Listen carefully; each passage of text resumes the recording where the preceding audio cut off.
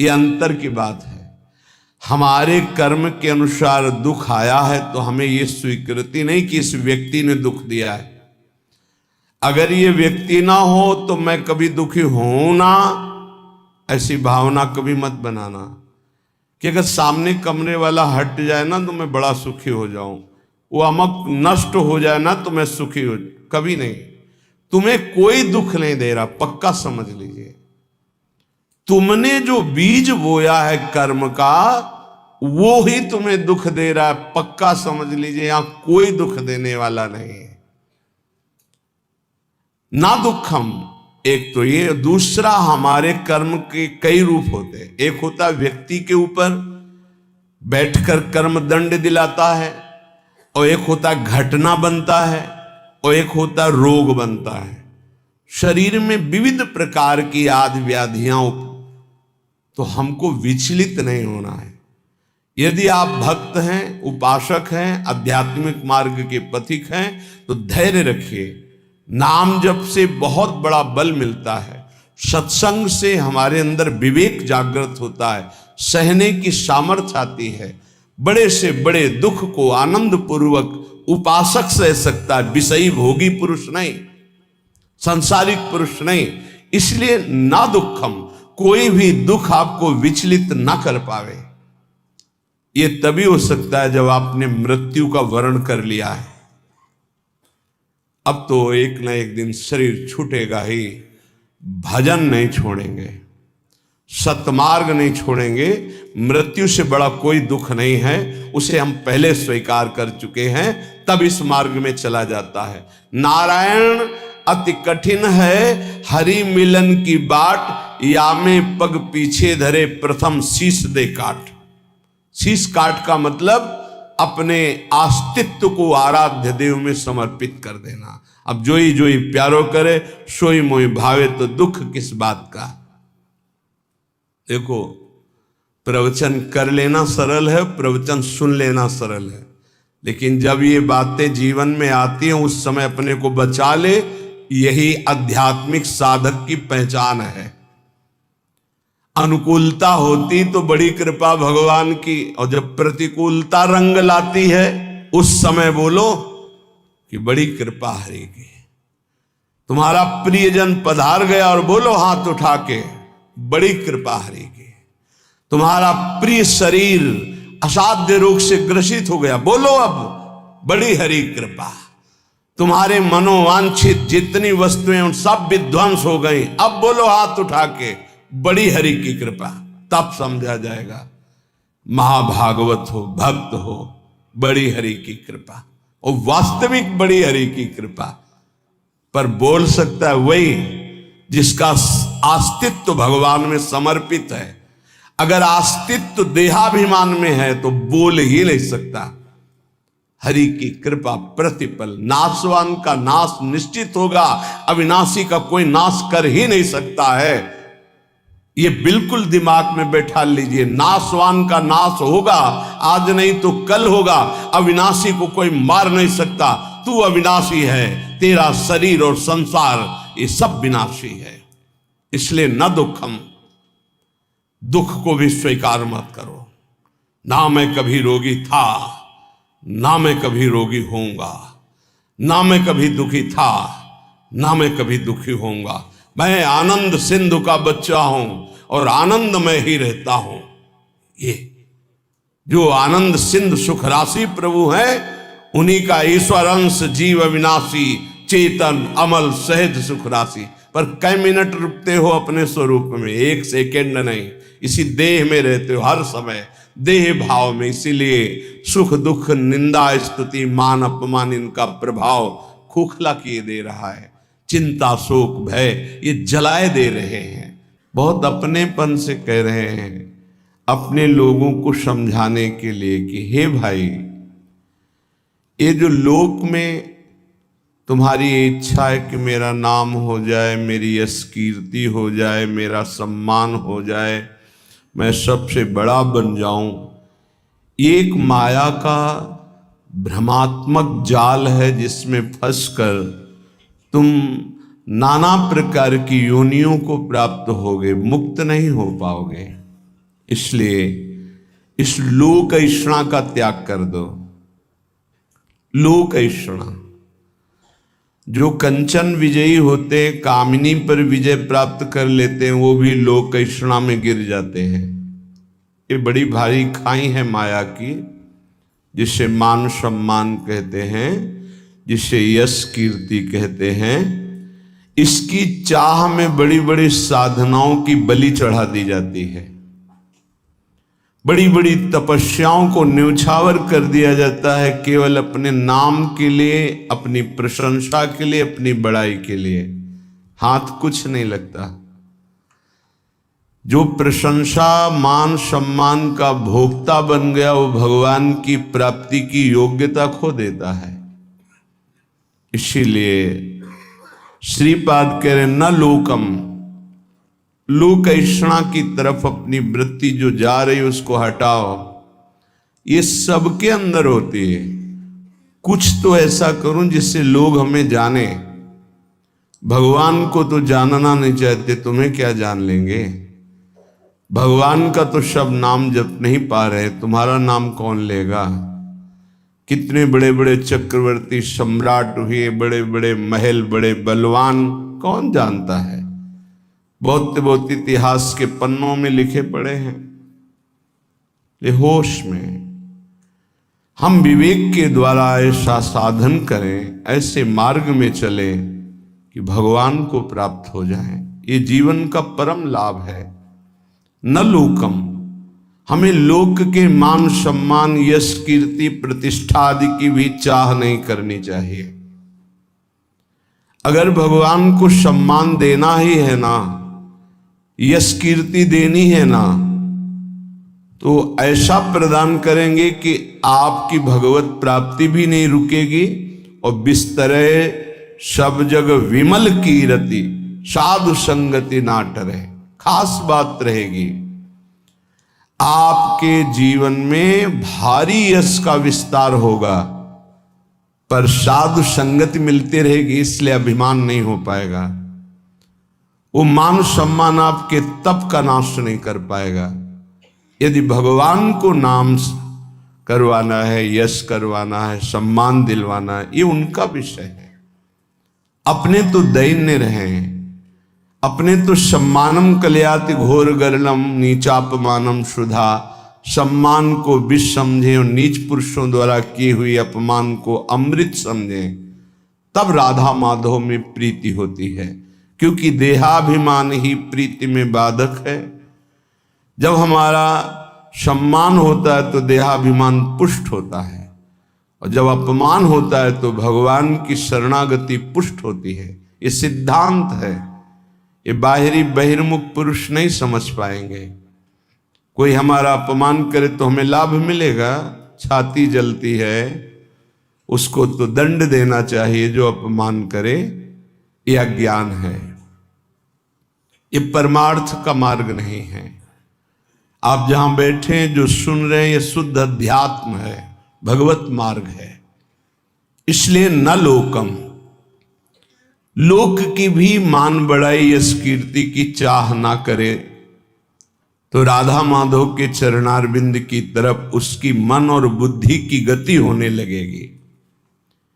या ऐसा समझ लीजिए कि मन और बुद्धि में राधा माधव आकर विराजमान हो जाएंगे। आप विचार कीजिए, जिन्होंने अपने एक संकल्प मात्र से अनंत ब्रह्मांडों की रचना कर दी, वो मायाधिपति, ऐश्वर्य, समग्र वैभव, ज्ञान समुद्र, वैराग्य समुद्र, प्रेम समुद्र भगवान हमें मिल जाएंगे, फिर हमारे लिए दुर्लभ क्या रह गया। ये अनंत ब्रह्मांड तो उनकी एक संकल्प वृत्ति मात्र से प्रकट हो, ऐसे भगवान हमारे हो जाएंगे, तो हमारे पास कमी क्या रहेगी। जाके रामधनी वाक्य कौन कमी। जब प्रभु हमारे हो गए तो फिर कुछ पाना बाकी नहीं रहता, सब कुछ मिल गया। अभी अल्प बुद्धि होने के कारण ऐसा लगता है हमें इस भोग की आवश्यकता है। अगर लक्ष्मीपति भगवान स्वयं मिल जाए तो आवश्यकता ही खत्म हो जाएगी, स्थिति आ जाती। सकल कामनाहीन जे राम भगति रस लीन, कोई कामना ही नहीं रह जाती। आप कामनाओं में सुख ढूंढ रहे हैं और जबकि कामनाओं में सुख की आकांक्षा करके कर्म करते हुए दुख भोग रहे हैं, इसका मतलब सही मार्ग नहीं है। निष्कामता में जो परम सुख है वो केवल अध्यात्म मार्ग का पथिक ही समझ पाता है। संसार मार्ग का पथिक तो सकामता में ही भटकता रहता है। आगे कह रहे, न धर्मम, जो धर्म देह से संबंध रखता है, लोक से संबंध रखता है, उसका जब हम पूर्णतया पालन करते हैं तो परम धर्म की प्राप्ति होती है। परम धर्म त्यज लोक धर्मान, लोक धर्मों का त्याग करने पर परम धर्म की पूर्ति होती है। सावै पुंसाम परो धर्मो यतो भक्ति अधोक्षजे, भगवान श्री हरि में प्रेम लक्षणा भक्ति हो जाना ये परम धर्म है। और लोक धर्म का ठीक निर्वाह करने का फल है परम धर्म, प्रभु के चरणों में भक्ति हो जाना। नहीं तो आपसे सच्ची कहते हैं, ये देहाभिमान बड़े बड़ों में झलकता रहता है। मैं अमुक, मैं अमुक, मैं अमुक, मैं अमुक, दूसरे की निंदा, अपने मुख से प्रशंसा, जो अध्यात्म के बिल्कुल विरुद्ध है, वो बना रहता है। बड़ा ज्ञान है शास्त्रों का, पर जब वाणी खुलेगी तो किसी न किसी की निंदा होते पाया गया है।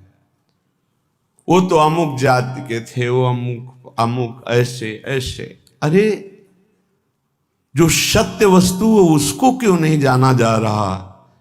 एक ही सच्चिदानंद भगवान अपने स्वरूप का विस्तार किए हुए हैं, वही है, दूसरा कोई नहीं है। मत्ता परतरम नान्यत किंचित् अस्ति धनंजय, गीता जी कह रहे हैं, भगवान श्री कृष्णचंद्र जी के वचन हैं, मेरे सिवा हे अर्जुन किंचन मात्र कोई वस्तु नहीं। फिर किसकी निंदा की जा रही है?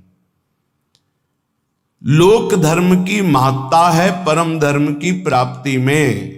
यदि लोक धर्म का पालन कर रहे हैं, परम धर्म की प्राप्ति नहीं हुई, तो सो सब धर्म कर्म जरि जाओ, जहां न राम पद पंकज भाऊ। वो सब धर्म कर्म में आग लग जाए जिससे भगवान के चरणों में प्रीति ना उत्पन्न हो पावे। क्या उस धर्म कर्म का जो प्रेम न प्रकाशित कर दिया? जिससे प्रेम प्रकाशित हो वही धर्म है। इसलिए कह रहे कि इस लोक धर्म में ज्यादा अर्झो मत। क्या लोक धर्म है? मैं अमुक जाति का हूं, मैं किसी का पति हूं, किसी का पुत्र हूं, किसी का पिता हूं, किसी का अमुक अमुक अमुक। ठीक है, इन धर्म का पालन करो भगवत भाव से और भागवत धर्म में स्थित हो जाओ, यही इसकी मानता है। अगर केवल इतना ही करते रहे, प्रभु के चरणों में प्रीति नहीं, तो विश्वास कीजिए आपके हाथ में जो सत्य वस्तु प्राप्त करने के लिए मानव देह लगी थी, कुछ नहीं लगेगा। ये बहुत बार पति पुत्र परिवार ये सब खेल लाखों करोड़ों बार हो चुके हैं। हाथ आज क्या लगा है आपके? फिर वही नई सृष्टि, नया पढ़ाई, नई नौकरी, नई बैंक बैलेंस, फिर मरो फिर नया वही। कब तक चलता रहेगा? इसलिए न धर्मम, हम ऐसे धर्म को बराबर जीवन में पालन करें जिससे परम धर्म प्रकट हो। वो धर्म किस काम का जो परम धर्म से वंचित कर दे। इसलिए पति में भगवत भावना, पत्नी में भगवत भावना, पुत्र में भगवत भावना, माता पिता में भगवत भावना, अब ये आपको भागवत धर्म में स्थित कर देगा। मोह से तो सब कोई अपने परिवार में आसक्त है, भगवत भाव से तब बात बनती है। श्रीपाद कह रहे न गे हम घर में विशेष आसक्ति मत करो। घर में श्री ठाकुर जी विराजमान कर लो। घर को ठाकुर जी का महल समझो, आप अपने को सेवक समझो, परिवार वालों को ठाकुर जी के जन समझो।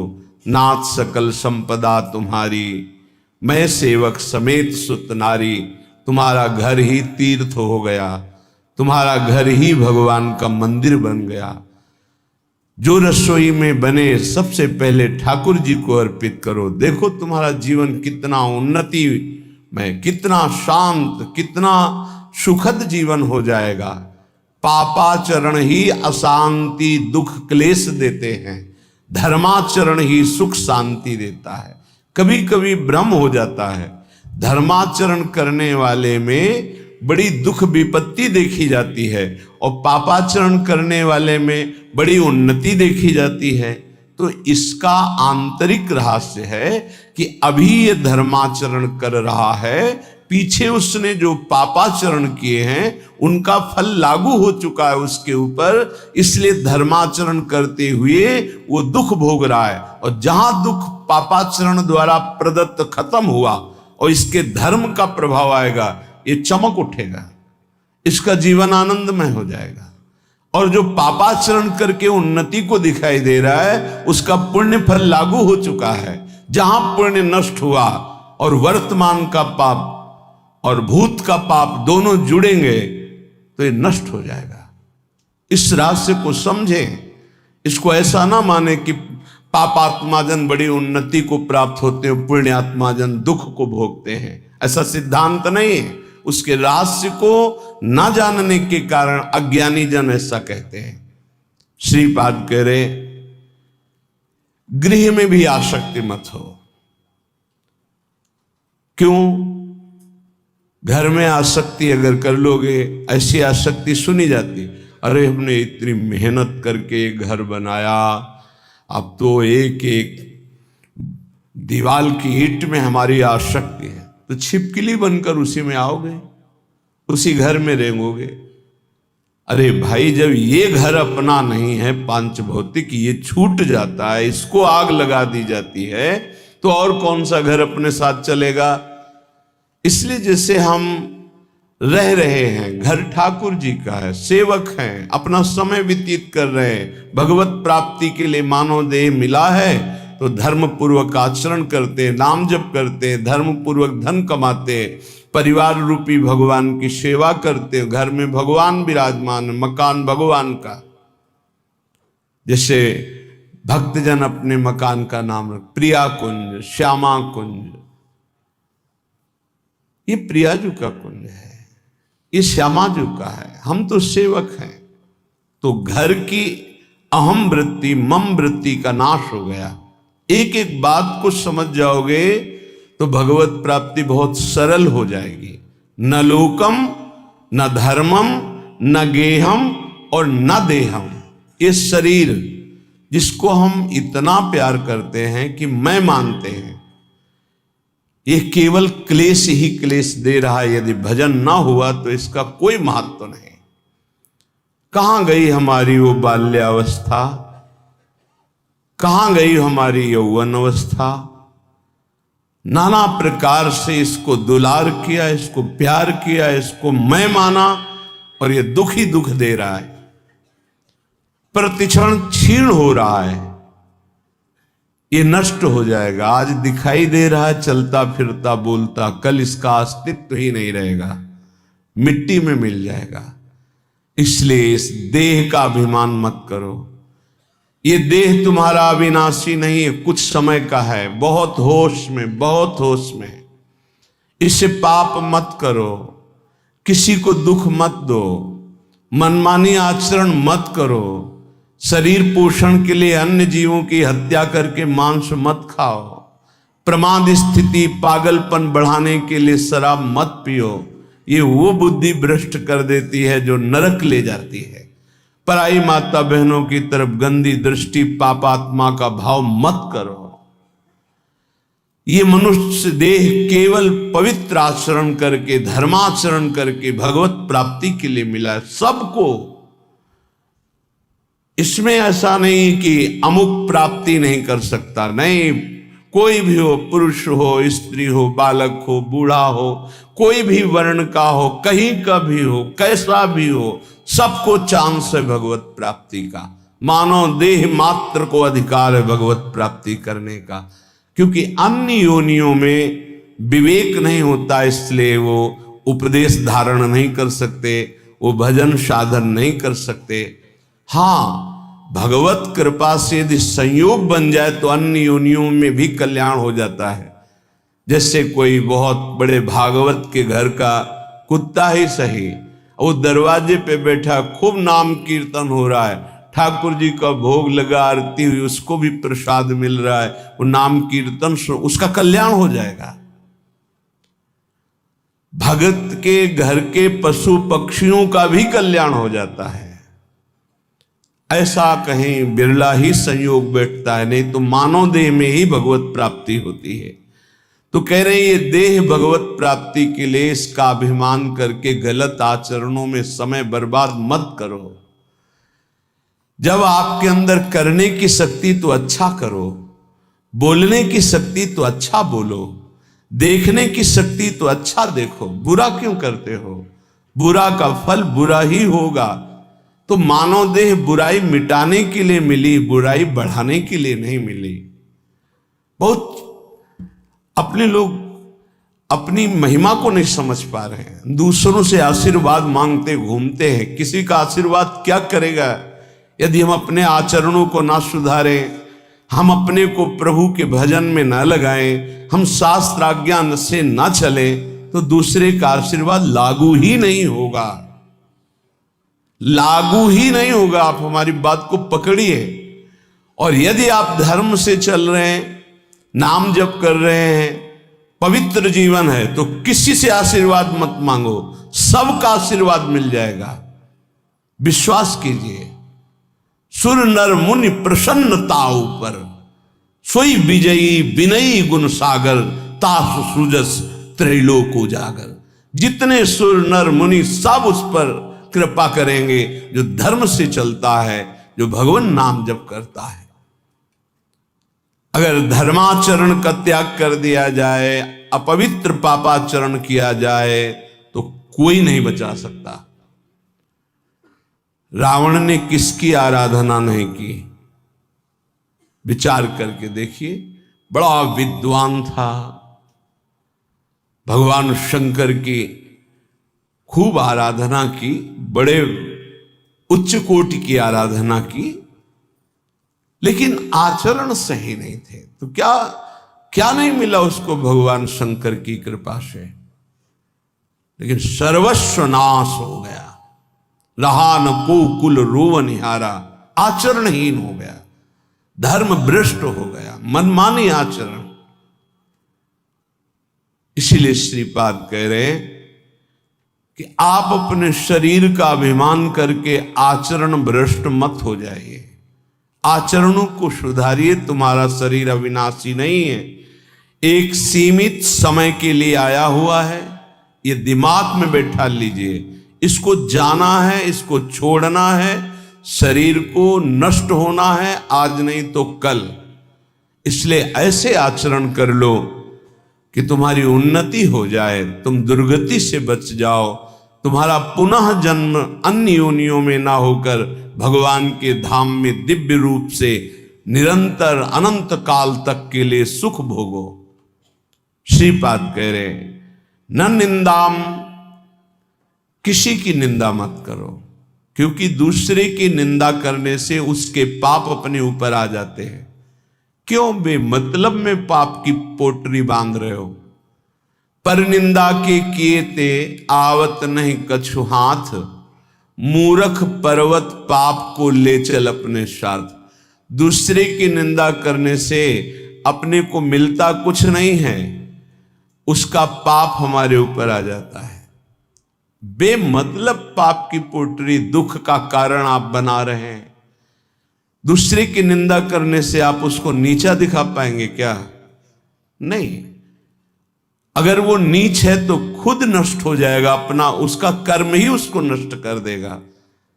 किसी को कोई नष्ट नहीं कर सकता, उसका कर्म नष्ट करता है। को न काहू के सुख दुख कर दाता, निज कृत कर्म भोग सुनु भ्राता। हे भाई, यहां कोई किसी को सुख दुख नहीं देता, अपना कर्म ही दूसरे की खोपड़ी में बैठकर जबरदस्ती हमारा अमंगल करवा देगा। हमारा कर्म, हम क्यों किसी की निंदा करके अपने पापों को बढ़ाएं?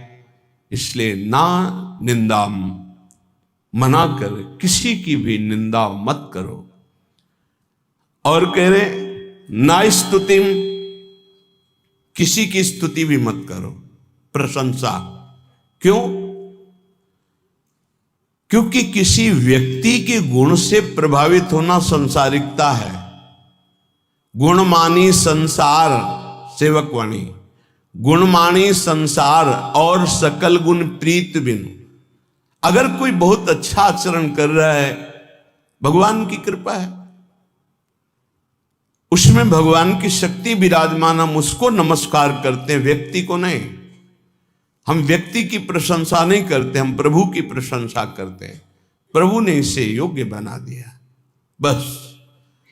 अगर किसी व्यक्ति से हम प्रभावित होते हैं तो प्रभु से प्रभावित होने वाला महत्व अंदर जो बैठना चाहिए कि सर्वलोक महेश्वर भगवान हमारे स्वामी हैं, यह हट जाएगा। हमें भगवत भाव की प्रशंसा करनी, ना कि किसी व्यक्ति के पद की, गुण की नहीं। सर्वलोक महेश्वर भगवान कृपा किए हैं, उसको ये सामर्थ्य दिए हैं। जितने अंश में सामर्थ्य दिए हैं उतना वो प्रभावशाली है, पर हम व्यक्ति की नहीं, हम भगवान की तरफ देखते हैं। भक्त का लक्षण होता है वो भगवान की तरफ देखता है, व्यक्ति की तरफ नहीं। तो हमारी कोई बहुत बड़ाई कर दे, भलाई कर दे, कोई वस्तु दे दे, कोई मनोनुकूल कार्य कर दे, तो हम श्री भगवान की तरफ देखते हैं, प्रियाजू की तरफ देखते हैं, उस व्यक्ति की तरफ नहीं देखते कि धन्यवाद आपने, ये संसारिकता है, आपने बहुत बड़ा काम कर दिया, धन्यवाद नहीं। जय हो प्रियाजू की, इसको निमित्त बनाकर प्रियाजू ने कार्य करा। हमारी आसक्ति प्रियाजू में, किसी व्यक्ति में नहीं। जीवन में यह सिद्धांत समझ लीजिए, यदि व्यक्ति से आसक्त होंगे तो इष्ट का भरोसा छूट जाएगा, फायदा क्या हुआ? कोई भी कितना हित करे, कितना भी हमारा मंगल करे, हम धन्यवाद नहीं देंगे, हम जय बोलेंगे, हमारे प्रियालाल की जय हो, उन्होंने इसे निमित्त बनाकर कराया है। जय हो प्रियालाल। हम उस भगवत स्वरूप को प्रणाम करते हैं, व्यक्ति नहीं, गुण नहीं, ये प्रियालाल की कृपा।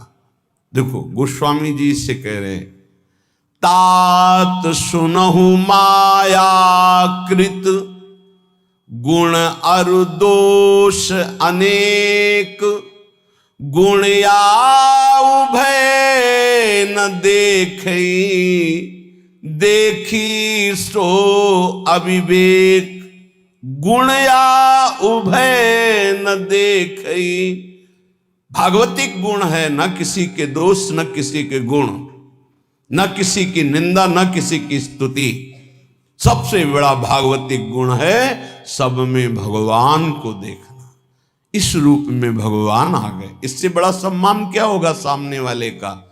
साक्षात हम भगवान मान रहे हैं। इस रूप में भगवान, व्यक्ति नहीं, व्यक्ति रूप में हम स्तुति नहीं करेंगे, भगवत भाव से मेरे प्रभु इसे निमित्त बनाकर आए, या मेरे प्रभु इस रूप में आए।